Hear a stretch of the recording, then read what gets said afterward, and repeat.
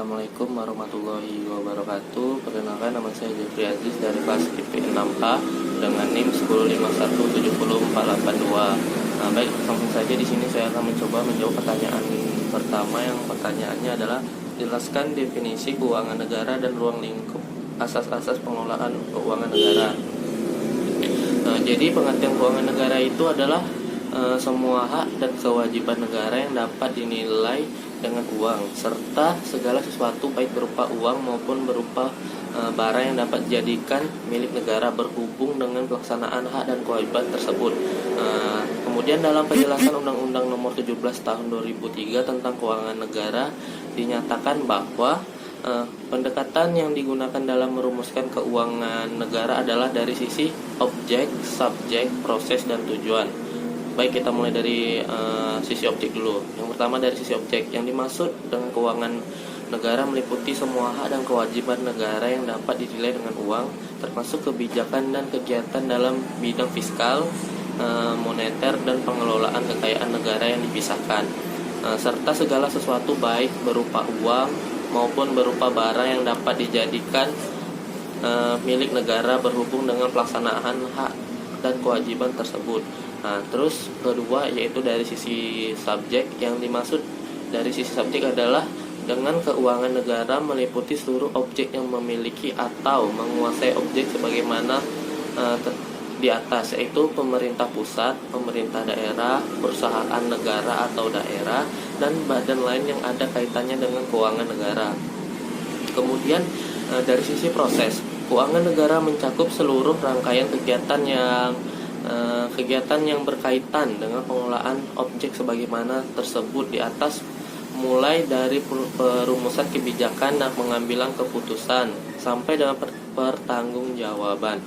Kemudian dari sisi tujuan, baik yang dimaksud dari sisi tujuan di sini adalah keuangan negara yang meliputi seluruh kebijakan, kegiatan dan hubungan hukum yang berkaitan dengan pemilihan dan atau penguasaan objek sebagaimana tersebut di atas dalam rangka penyelenggaraan pemerintahan negara.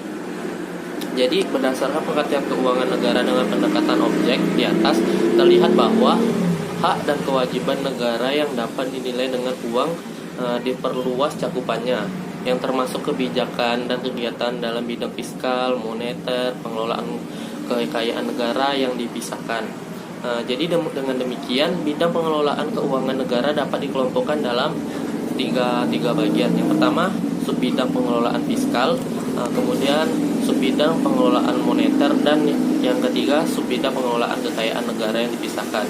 Jadi di sini saya akan menjelaskan dari subbidang pengelolaan fiskal. Jadi subbidang pengelolaan fiskal ini adalah pengelolaan keuangan negara meliputi kebijakan dan kegiatan yang berkaitan dengan pengelolaan anggaran, pendapatan, dan belanja negara atau APBN, mulai dari penetapan arah kebijakan umum, penetapan strategi dan prioritas pengelolaan APBN, terus penyusunan anggaran oleh pemerintah, pengesahan anggaran oleh DPR, pelaksanaan anggaran, pengawasan anggaran, penyusunan perhitungan anggaran negara, sampai dengan pengesahan menjadi undang-undang. Kemudian subbidang pengelolaan moneter. Yang dimaksud subbidang pengelolaan moneter adalah pengelolaan keuangan negara berkaitan dengan kebijakan dan pelaksanaan kegiatan dari sektor perbankan dan lalu lintas moneter baik dalam maupun luar negeri. Seperti itu. Kemudian yang ketiga, subbidang pengelolaan kekayaan negara yang dipisahkan. Maksudnya di sini adalah berkaitan dengan kebijakan dan pelaksanaan kegiatan di sektor badan usaha milik negara ataupun daerah atau BUMN atau BUMD yang orientasinya mencari keuntungan atau profit motif. Berdasarkan uraian di atas, pengertian keuangan negara dapat dibedakan antara pengertian keuangan negara dalam arti luas dan pengertian keuangan negara dalam arti sempit. Pengertian keuangan negara dalam arti luas pendeknya adalah dari sisi objek yang cakupannya sangat luas, di mana keuangan negara mencakup kebijakan dan kegiatan dalam bidang fiskal, moneter, pengelolaan kekayaan negara, dan Sedangkan pengertian keuangan negara dalam arti sempit hanya mencakup pengelolaan keuangan negara subbidang pengelolaan fiskal saja. Baik, poin kedua adalah asas-asas umum pengelolaan keuangan negara. Jadi sini dalam rangka mendukung terwujudnya good governance dalam pengelolaan negara, pengelolaan keuangan negara perlu diselenggarakan secara profesional, terbuka, dan bertanggung jawab sesuai dengan aturan pokok yang telah ditetapkan dalam Undang-Undang Dasar 1945. Dari aturan pokok keuangan negara telah dijabarkan ke dalam asas-asas umum yang meliputi baik asas-asas yang telah lama dikenal dalam pengelolaan keuangan negara seperti asas tahunan, asas universal, asas kesatuan, dan asas spesialitas, maupun kaidah-kaidah yang baik dalam pengelolaan keuangan negara. Jadi di sini saya akan menjelaskan asas-asas tersebut. Yang pertama adalah asas tahunan.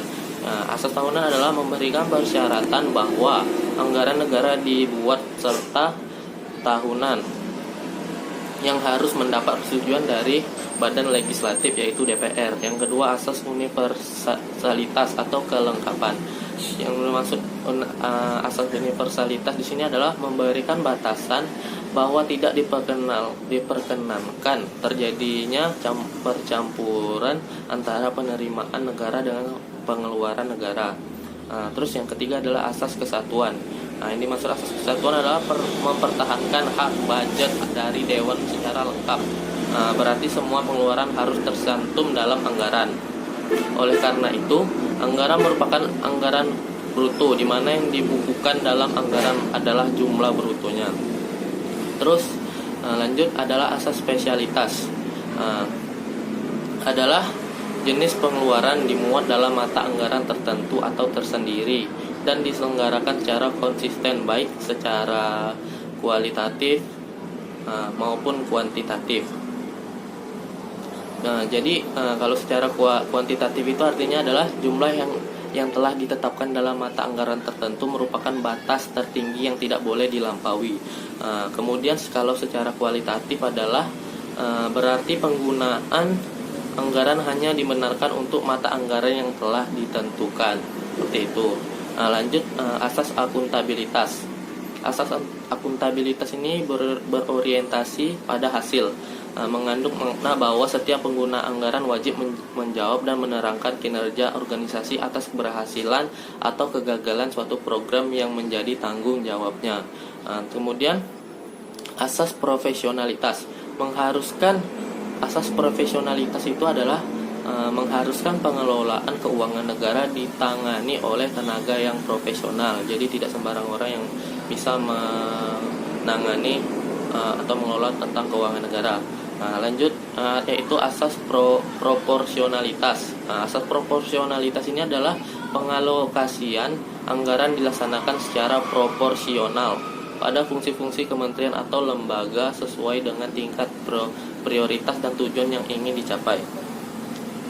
Kemudian asas keterbukaan dalam pengelolaan keuangan negara, yaitu adalah mewajibkan adanya keterbukaan dalam pembahasan, penetapan, dan penghitungan anggaran, serta atas hasil pengawasan oleh lembaga audit yang independen. Kemudian itu adalah asas pemeriksaan keuangan oleh badan pemeriksa yang bebas dan mandiri, yaitu memberi kewenangan lebih besar pada badan pemeriksa keuangan yang melaksanakan pemeriksaan atas pengelolaan keuangan negara secara objektif dan independen. Kemudian asas-asas umum tersebut diperlukan pula guna menjamin terselenggaranya prinsip-prinsip pemerintah daerah. Dengan dianutnya asas-asas umum tersebut di dalam Undang-Undang tentang Keuangan Negara, pelaksanaan undang-undang ini selain menjadi acuan dalam reformasi manajemen. Lanjut, yaitu ruang lingkup keuangan negara. Ruang lingkup keuangan negara itu meliputi 10 poin. Poin pertama adalah hak negara untuk memungut pajak. Kemudian yang kedua adalah kewajiban negara untuk penyelenggaraan tugas layanan umum pemerintahan. Kemudian yang ketiga, penerimaan negara. Keempat, pengeluaran negara. Kelima, penerimaan daerah. Kelima, pengeluaran. Terus kekayaan negara atau kekayaan daerah yang dikelola sendiri. Kemudian kekayaan pihak lain yang dikuasai oleh pemerintah dalam rangka penyelenggaraan tugas. Kemudian kekayaan pihak lain yang diperoleh dengan menggunakan fasilitas diberikan pemerintah. Jadi lanjut ke pertanyaan nomor 2. Yang pertanyaannya adalah menyikapi kebijakan pemerintah dalam pengalokasian dana desa atau dana pemilihan atau dana pilkada. Sudah tepatkah kebijakan tersebut? Jadi realisasi APBN 2019 itu sebesar 741,5 triliun. Kemudian APBN tahun 2010 itu adalah 784,9. Hal ini menunjukkan bahwa dana APBN ini naik daripada tahun lalu. Kemudian dari dana APBN yang naik itu ada beberapa opsi yang bisa dilakukan dari dana realokasi tersebut, seperti pelayanan rumah sakit, rujukan, pengadaan ruang isolasi, dan pelengkapan seperti yang terkandung pada asas proporsionalitas yang mengatakan adalah pengalokasian anggaran dilaksanakan secara proporsional pada fungsi-fungsi kementerian atau lembaga sesuai dengan tingkat prioritas dan tujuan yang ingin dicapai, seperti itu. Kemudian mengenai penggunaan dana desa untuk mengulangi virus COVID-19 ini, saya rasa sudah pas seperti untuk pembangunan ekonomi, terus penguatan protokoler kesehatan desa. Dana desa tahun ini itu sebesar 71 triliun, naik dari anggaran tahun lalu sebesar 69,8 triliun. Kemudian pemerintah pusat juga membebaskan setiap kepala desa mengatur keuangan desa menurut urgensi di setiap daerah masing-masing. Jadi dana desa itu dikurangkan jadi dana desa itu tidak dikurangkan, tetapi sebagian anggarannya dialokasikan ke setiap daerah untuk penanggulangan COVID-19 ini. Saya rasa kebijakan itu sudah pas mengingat tadi asas proporsionalitas tadi. Jadi yang dikurangkan itu adalah dana kementerian dan dana lain seperti yang dikatakan Menteri Desa. Ada sebagian dana desa yang ada di skala tidak penting itu juga dipangkas sekitar 105 miliar yang saya baca di CNN. Itu dana itu akan disetor lagi ke APBN, dikumpulkan oleh Menteri Keuangan, dan uang tersebut akan dialokasikan untuk penanganan pandemi virus COVID-19 ini. Sebenarnya banyak dana di setiap kementerian itu yang dipangkas dan dialokasikan untuk menangani pandemi virus COVID-19 ini. Jadi kesimpulannya adalah menurut saya kebijakan pemerintah dalam dana desa tadi itu saya rasa sudah pas. Seperti yang dikatakan Presiden Ghana Akufo-Addo, beliau mengatakan ekonomi itu bisa bangkit, tetapi nyawa tidak. Mungkin hanya itu yang bisa saya sampaikan. Mohon maaf jika ada kesalahan dalam perkataan saya. Saya akhiri, wallahul muwaffiq ila aqwamit thoriq. Wassalamualaikum warahmatullahi wabarakatuh.